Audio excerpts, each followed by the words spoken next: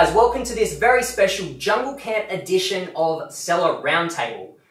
Jungle Camp is a biannual event at Jungle Scout where we get the entire team together to work and play. And one of the things that we really pride ourselves on at Jungle Scout is that we have so many sellers on the team. So what we thought we'd do is while everyone's together, we discuss some of the hottest topics on Amazon at present.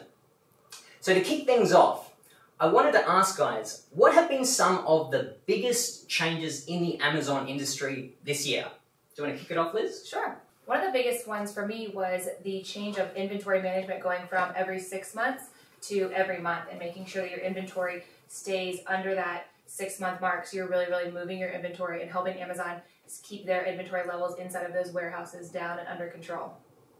Cool. And so how has anyone else been affected by that? Has it cost you more, or anyone had any experience with that? Perhaps you, Dave? Yeah, I had a lot of inventory that was kind of slow moving in various Amazon fulfillment centers, and I had to pull a lot of it out because now if you've had inventory that's been there for more than 365 days, they're hitting you with a monthly 50 cents per unit charge, which is a lot different than it used to be. It used to be by volume, I believe, and then they've switched it over to this per unit. And the cost to remove inventory, if you have it sent back to yourself, is 50 cents. So obviously they're saying, hey, take this stuff out if it's not selling. So yeah, I mean, that cost me a few $100s back in July, right before it turned over in August. Okay, so I guess let's get tactical about this. At one stage you could perhaps just order in large quantities of units so that you save on your unit cost and your shipping, but now that mightn't be the best strategy. So does anyone have any ideas or experiences in terms of what the best strategy is? Like, should you send in less, or is there somewhere that you can perhaps send your units in before you get to Amazon? I think the ideology is if you are able to, and if you're confident about your forecasting, if you know that the product will sell well, then I'm not opposed to you just sending in a bunch of inventory to Amazon, especially if you know you can deplete that within the time that they hit you with these long-term storage fees. But that's not the case for everyone, and I've learned that recently with a new product where I sent a bunch of inventory, I suddenly got attacked by a bunch of hijackers, my listing got de-indexed, and now I'm getting hit with these long-term storage fees. So what I'm doing right now with my inventory is I'm sending part of it to a nearby warehouse where I have it stored. I think I pay like $9 a pallet to just have it stored there, which isn't too bad. And then I just send inventory to Amazon as needed. That way I don't get hit with the long-term storage fees, and I don't have to pay for the inventory removal of 50 cents per unit. So I don't really get hit twice with those. So I've never done that before. Is that very easy and straightforward to do, to work with another warehouse? It's fairly easy to work with a lot of these warehouses. Oftentimes if you could just Google Amazon 3PL, 3PL means third-party logistics warehouse, they'd be able to accommodate Amazon sellers. They already know the procedure. They're oftentimes located near these Amazon warehouses where they ship the items from. So it's oftentimes cheaper for you to ship from the warehouse to Amazon as well.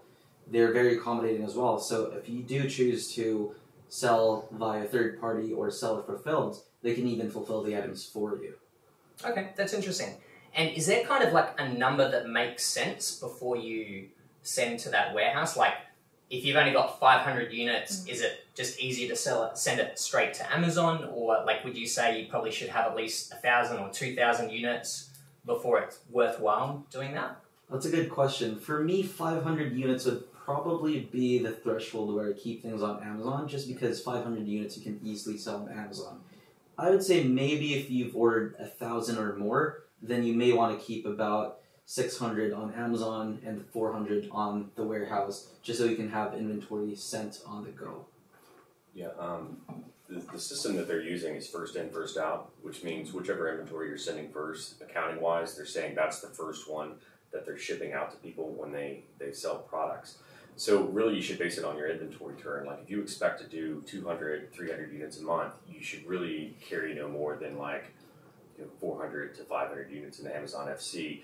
At least always have enough inventory on hand so that you can count for lead times and things like that.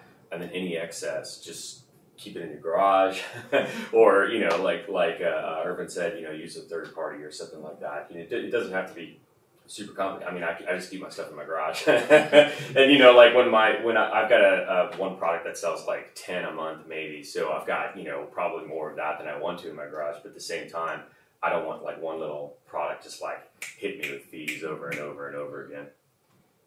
Yeah, and so my products I can't fit in my garage. Yeah, my products are larger. My Well, you can't put 40 SKUs in your garage. That's crazy.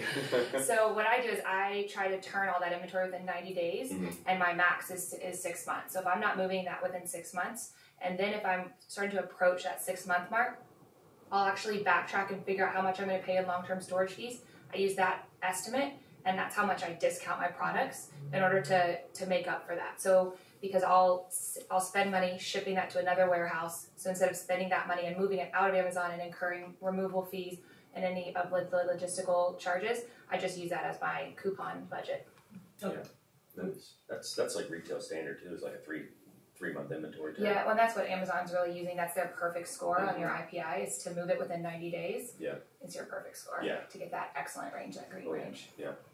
Cool. So in terms of executing this and calculating it, it sounds like it really comes down to like effective inventory management. I think it's always been a really important thing to do, but maybe even more so, perhaps now that there's these additional like long-term storage fees.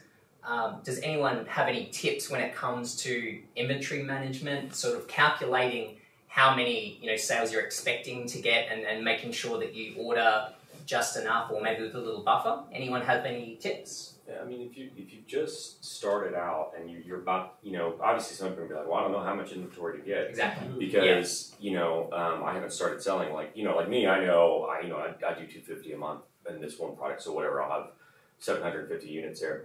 If you're just starting out, take what the Jungle Scout Chrome extension or like the web app is telling you that your competitors are doing. Usually, like whatever that is monthly, I multiply it times 3. Even if you briefly run out, it's way better than like ordering way too much. And honestly, I've had some products totally run out, and it didn't hurt me that bad when I put them back up. Even if they were like a down a month. So yeah, it's always better to have just the right amount than to get like 2,000 units of something that's only going to sell 100 a month. Yeah. Exactly. Yeah. So something on top of that is I've never really been too good at inventory forecasting, clearly. But one app and tool that has helped me tremendously was Forecastly. I just plug in my lead time numbers from each of my suppliers for each of my products. It already plugs into Amazon, looks at your daily sales, and even forecasts how many extra units you should order based on your current volume. So now if I need to order something or reorder something, I just get an email from Forecastly, and then I just pop in a PO and send it to my supplier.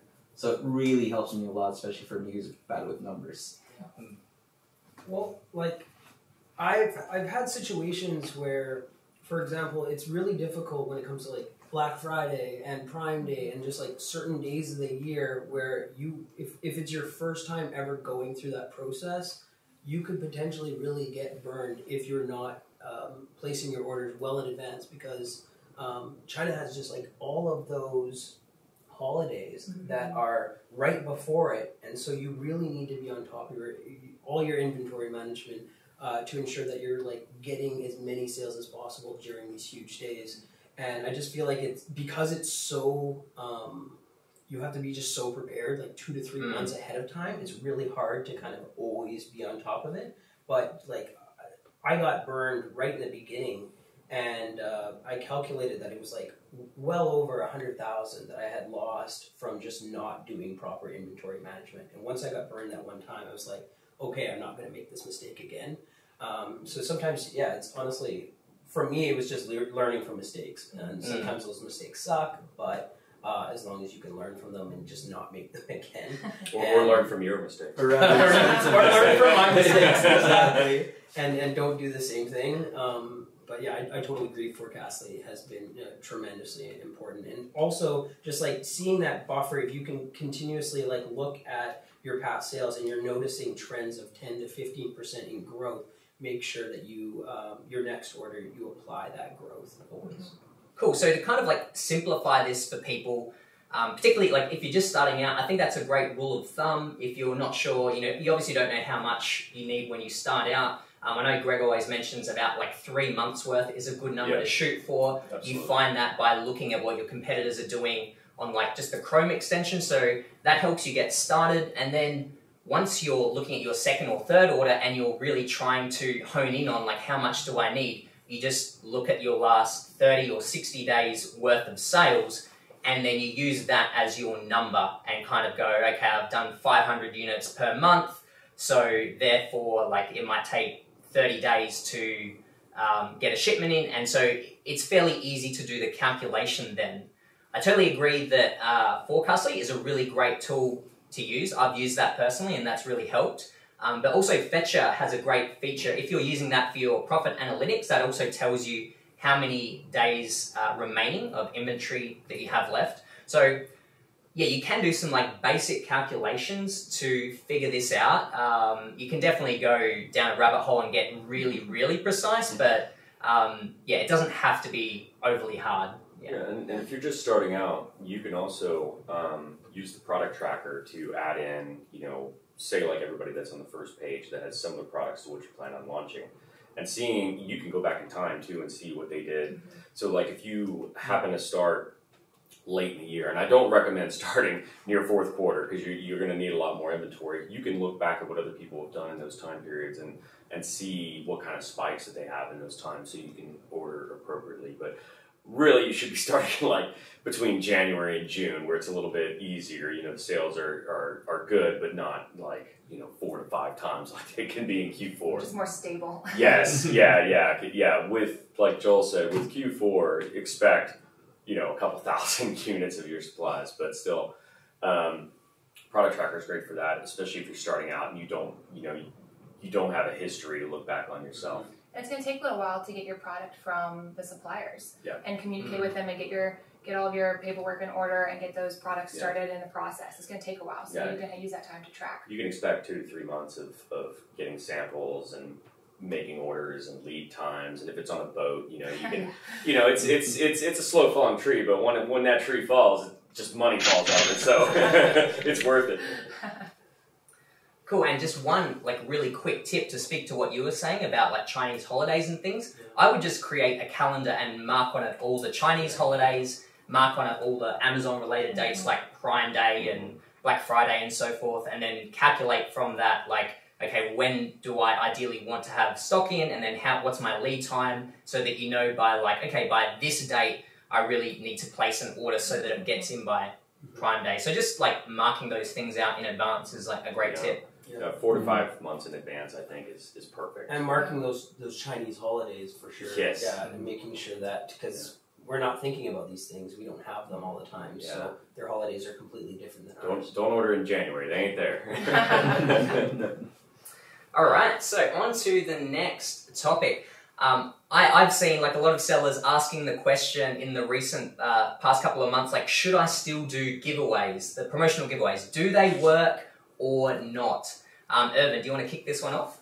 Sure thing. So, launching a product these days doesn't really differ a whole lot from how you launched a product back in 2015, 16, or 17. But I firmly believe these days, in order to launch a product, Amazon looks at your data and the sources where the traffic is coming from. So giveaways, yes, they still work. They still have a tremendous effect on your ranking and your BSR, but I feel like you need to couple that with other stuff that you can do. So stuff like ManyChat, which we'll go into later. You have to couple that with PPC. One of the things that I'm really fond of these days would be Amazon giveaways. Have any of you guys used Amazon giveaways? The Amazon coupons? Yeah. They're awesome. Yeah. Super useful. So just as a high level, how it works is you can set up a random giveaway with Amazon. And how it works is you would tell Amazon that for every, say, 2,000 people who want one person to win.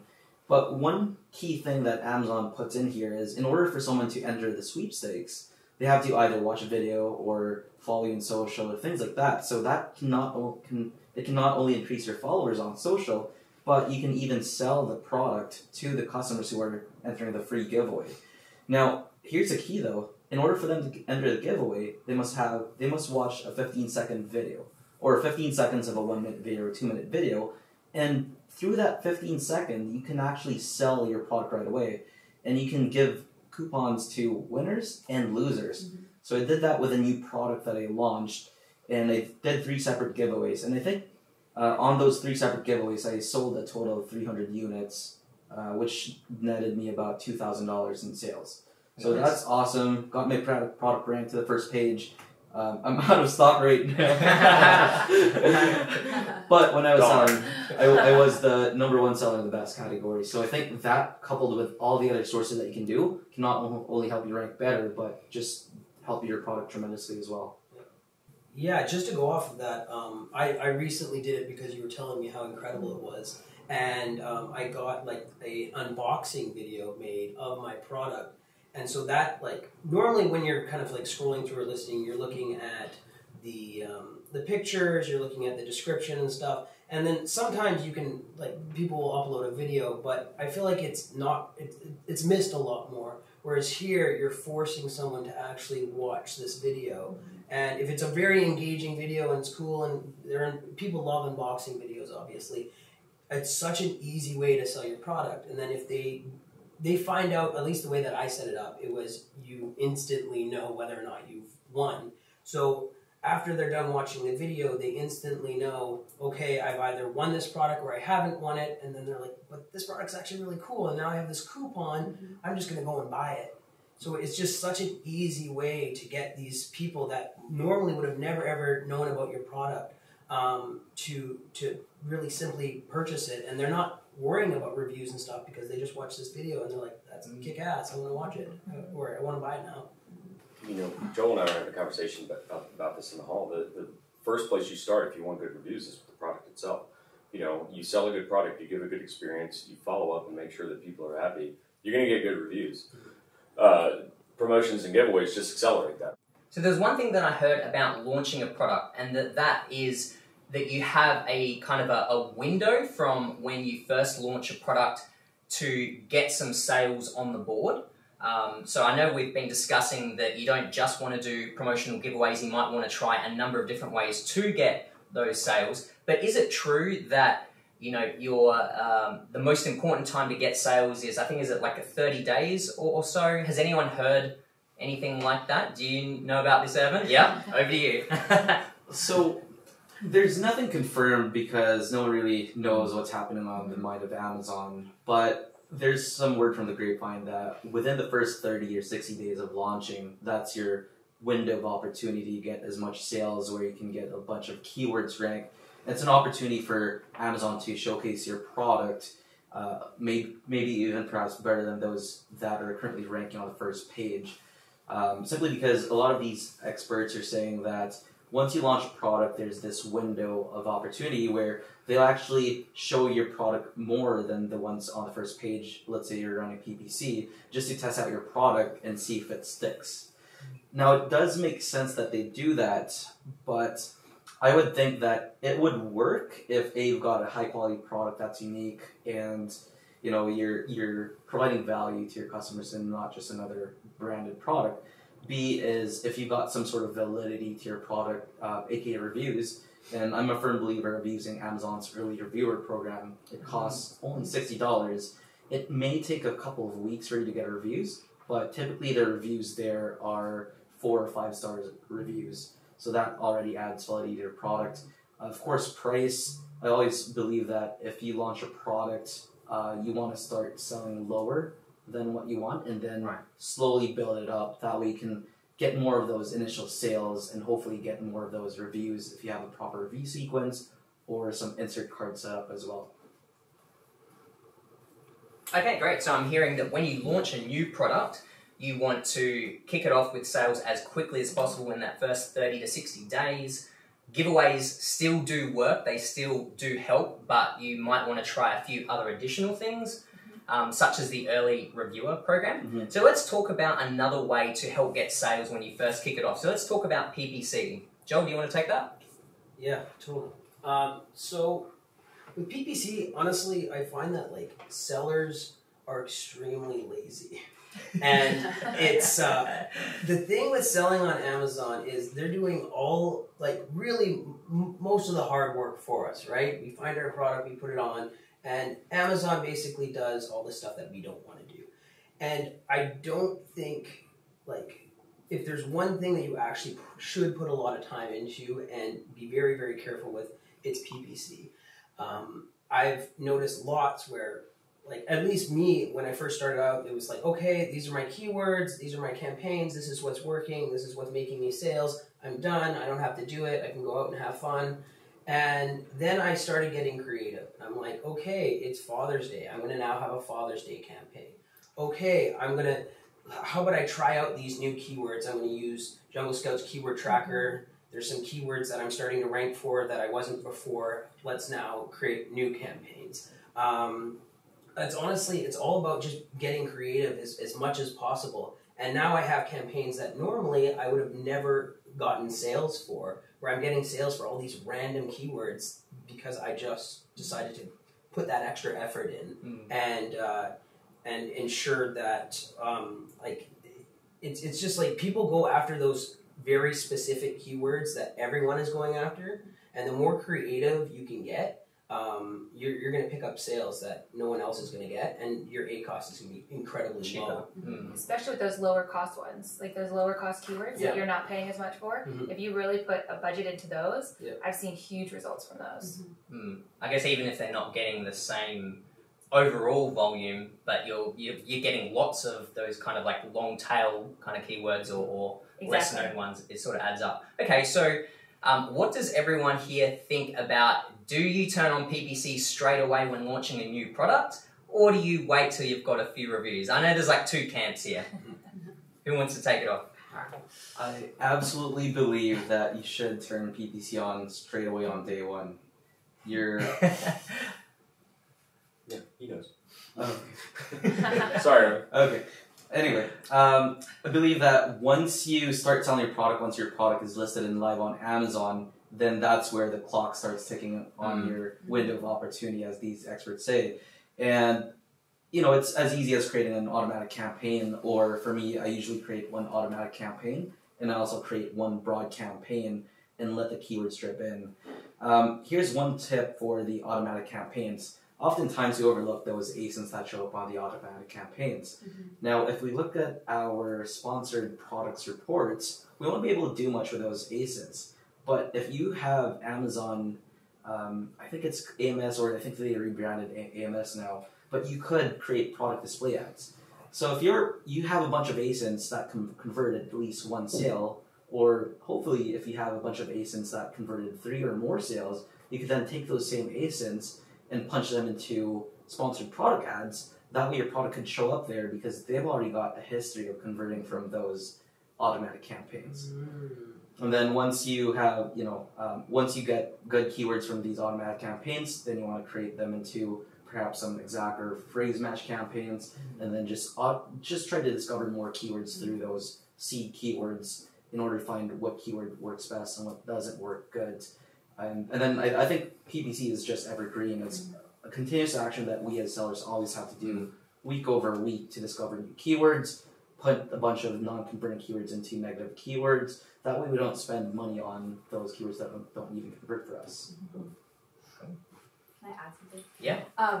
Yeah, I definitely agree that you should do PPC right away. But something I actually do, because it is, there's kind of a data analysis that you really need to do, and you kind of really need to be in it all the time. So I actually outsource the PPC, and so you can, we have the Jungle Market available, and they're freelancers that are just in it and they're experts at it, because you can either really gain a lot of sales or you can lose a lot of money by doing PPC the right or the wrong way. And if you're not really in it, you're not watching all the YouTube videos, if you've not really, driven home all the details that you need to, gotten all the keywords, then you can lose money. But you can absolutely just kill it with sales with PPC.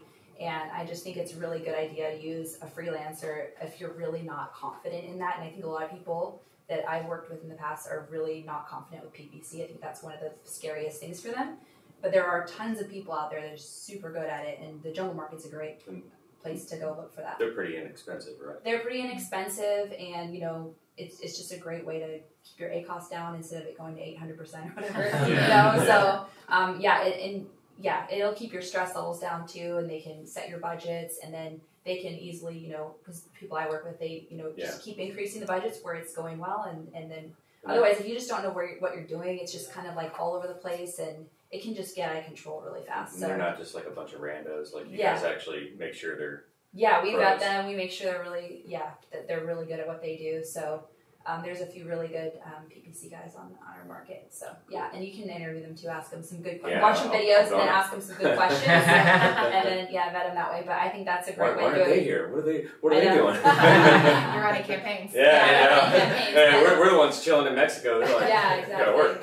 I just think it's something you really need to be watching a lot, and making sure that you're taking care of, you know, the automatic and the manual campaigns, and really honing in on those keywords. So yeah.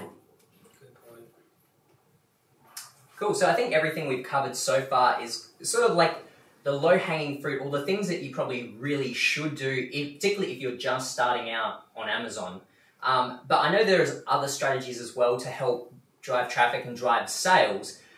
One thing, for instance, is utilizing chatbots. I've heard that sellers have been doing that quite a bit. Kerry, I think you have some experience with this. So Yes. Do you want to talk about that?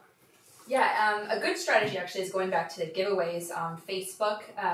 A great thing to do is do a giveaway on Facebook for whatever your product is, and then set up it's called ManyChat, and you can set that up so that basically you'll have a winner. And I love to get a picture actually of the person with your product, and they're all like happy, so people can actually see that somebody won, because I don't know about anybody else, but a lot of times I'm like, somebody really winning these contests? So just shows the proof that you're actually giving this product away. But then you can send a message to everybody with this chatbot that entered into the contest, saying, hey, you won too.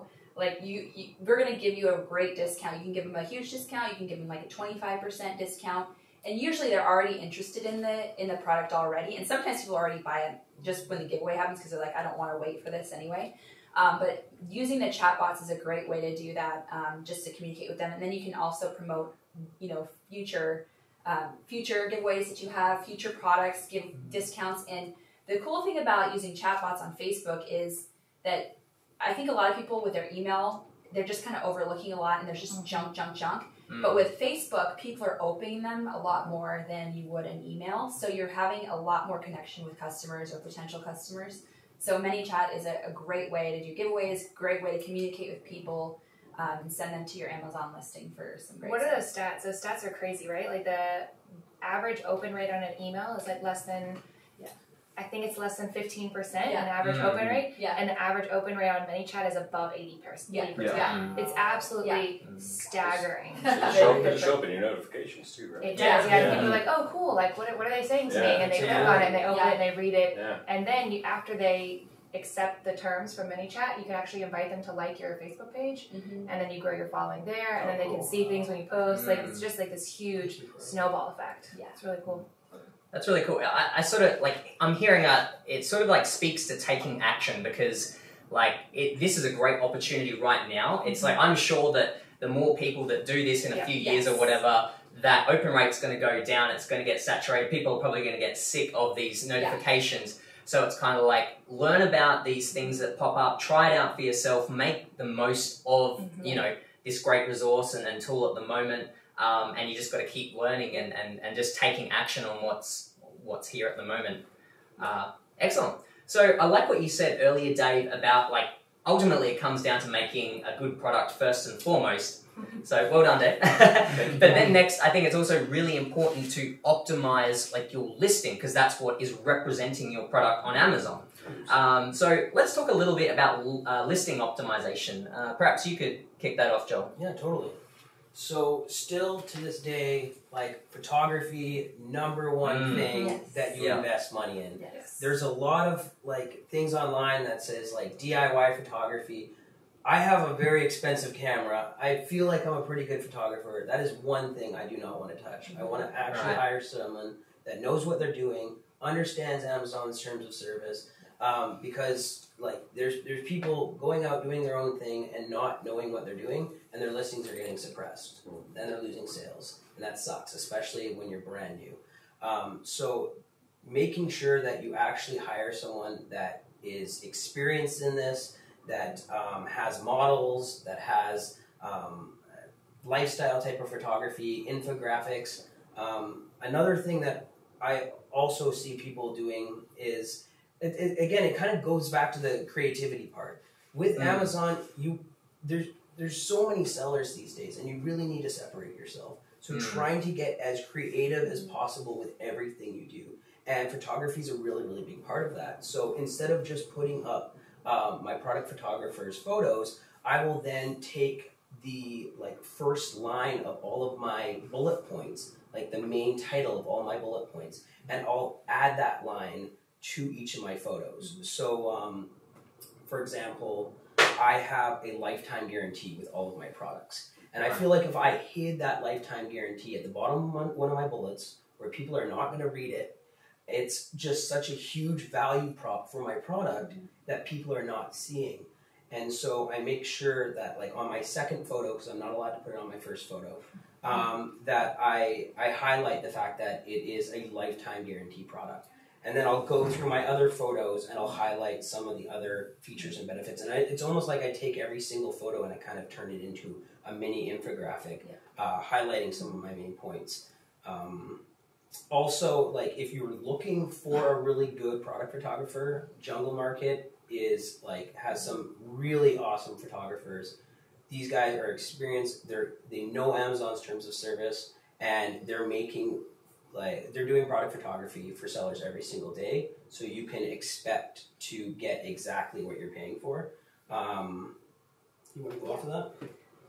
Yeah, definitely a Jungle Market. You want to hire somebody that's going to do a great photo, because people, when they're looking through Amazon, there's a lot of different options and they're looking as fast as they can. So you want to tell the story of your product with the photos. So that means if it's a product that's a toy, you want to show pictures of kids playing with the toy, or maybe it's something in your house, show it in your house, all the different rooms you can put in your house, in your office, giving it as gifts, just giving the ideas to the customer, how you can utilize this, how they can picture it in their own lives. Another great thing to do is to take some reviews that you already have and put it in the pictures, not obviously the first one.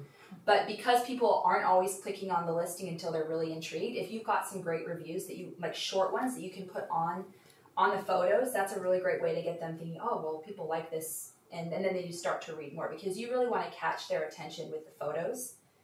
Because if you don't catch that attention, if you have some, I see a lot of listings on Amazon, they have dark backgrounds, or they're just kind of like, it looks like somebody took with a cell phone. It's like, I don't want to purchase that. That doesn't look great. People are spending money on this product. So if you invest the money in getting great product photography, again, the Jungle Market with great photographers, then you're going to see a huge return in it. You're going to see a lot more people clicking on your listings. You just really want to intrigue people, because pictures just are everything now. People are, even in just Facebook, they're not reading people's updates if it's just words. It's photos. People are attracted to photos now, photos and videos. So that's why Instagram was created. That's literally why Instagram, exactly. So you want to kind of follow the trends of what people are already doing, and that's a great way to do it in photos. I mean, just 100% one of the most important things on Amazon. One thing on photos that's really important is whether you're using Jungle Market or taking your own photos, is the lag time between editing and getting on those, getting on the books of your photographers and making sure that you can get those on there, so you're not waiting with poor photos while your listing is live with full inventory. So you can grab one of your samples from your sample stage and air freight it over to yourself and get it straight to your photographer, whether that's you or somebody else. Get that straight to them, so when your product hits Amazon's warehouses, you have great photos. Can I add something to that as well? Yeah. Something else that you should have already thought out is what exact pictures you want for your photographer to take. I think that communication is the most important thing when it comes to a photographer. Is if you have a vision in your mind of exactly what you want to display your product as, you need to spell that out just completely. Maybe have a spreadsheet. Photo 1, what do you want in this photo? Photo 2, what do you want in this photo?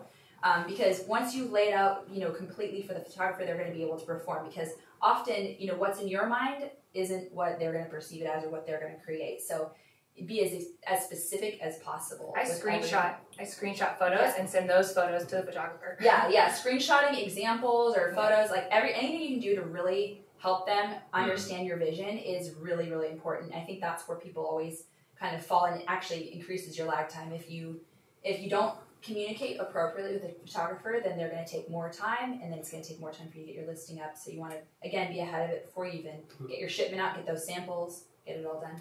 Anything else? I actually have it part of my my contract with my supplier that every single time I place an order, they have to send a sample to my product photographer. And I see a lot of Amazon sellers not doing this. They're waiting for their entire shipment to come in, and then it's just like, okay, now I need to ship it off to my product photographer or deliver it to them. Then like 2 weeks later, and so now you have inventory sitting on Amazon that you could potentially be selling, and your listing's just sitting there and waiting. So just being really on top of product photography and getting that ordered ASAP. As soon as you've placed that order, make sure that your supplier ships off a sample. Because then you potentially miss that first 30-day, 60-day window, and then you can't even run. It's not in the best interest to run PPC to poor photos because they're not going to convert, and then Amazon's going to think your listing is bad, you have a bad product. It's this whole negative snowball. So just getting your photos in as early as possible so you can run PPC and you can have a great listing.